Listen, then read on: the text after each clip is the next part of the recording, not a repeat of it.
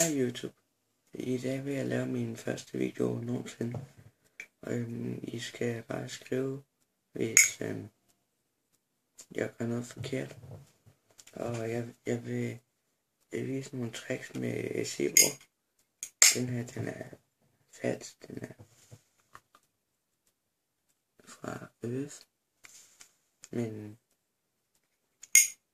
ja, det er min rigtige, den er blevet væk. Så det jeg vil vise i dag, det er top-pop. Og jeg har ikke noget benzin på den, så den kommer ikke til at blive tændt. Men det er ikke. Det kan være lige meget. Det der skal I lære. Det er faktisk det er meget nemt. I tager de her tre. Tommelfinger, pegefinger og langfinger, eller hvad det nu så.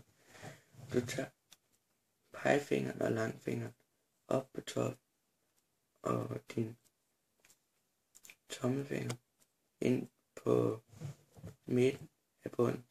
Og så tager du egentlig bare og kører dine fingre ned. Og hvis du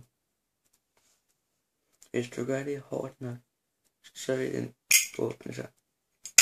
Og det er meget vigtigt, når du tager fingrene ned, så skal du gribe den sådan der.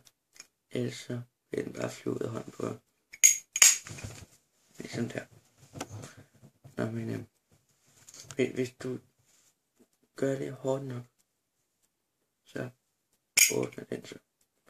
Og så kan du så tænde den sådan der.